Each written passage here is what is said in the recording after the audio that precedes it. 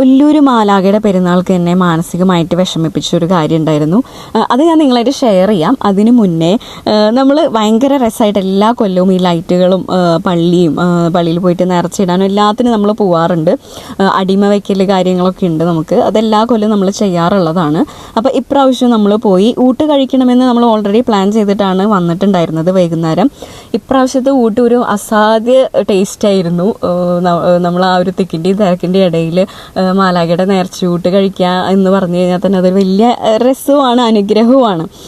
നമ്മൾ കഴിക്കാറുണ്ട്. ഇപ്രാവശ്യം അതിന് വരെ ഭയങ്കരമായിട്ട് എൻജോയ് ചെയ്ത് കഴിക്കുന്നുണ്ടായിരുന്നു ഊട്ട്. അതിനുശേഷം പിന്നെ നമ്മൾ കുറേ അതിനൂന അത് കളിക്കണത് അത് വേണം ഇത് വേണം എന്നൊക്കെ പറഞ്ഞിട്ട് നമ്മളത് കാണാനൊക്കെ പോയി. പിന്നെ നമ്മൾ ഗ്രൗണ്ടിൽ കുറേ നേരം സ്പെൻഡ് ചെയ്തു കേട്ടോ. ഈ ഒരു കാഴ്ചയെക്കുറിച്ചാണ് ഞാൻ നേരത്തെ സംസാരിച്ചത്. ഇതിൻ്റെ സ്പീഡും ഇതിൻ്റെ കാര്യങ്ങളൊക്കെ ഭയങ്കരമായിട്ട് റോബിന് ഇഷ്ടമുള്ളത് കൊണ്ടും ആളുടെ നിർബന്ധത്തിനാണ് ഞങ്ങൾ കയറിയത്.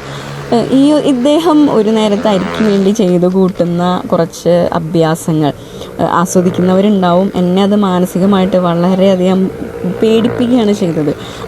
നമ്മൾ കൈയടിക്കുമ്പോഴും ആവേശം കൂട്ടുമ്പോഴും അദ്ദേഹം ഇരുന്നിട്ടും കൈവിട്ടിട്ടും കാലുകൾ മാറ്റി വെച്ചിട്ടൊക്കെ ചെയ്യുന്ന ഓരോരോ പ്രവർത്തികൾ, ഓരോരുത്തരുടെ ജീവിത സാഹചര്യങ്ങൾ എന്നെ ഓർമ്മപ്പെടുത്തി നമ്മളൊക്കെ സ്വർഗത്തിലാണ് എന്ന് ഉള്ള കാര്യം. അപ്പോൾ anyway, bye from Jiniya Tony.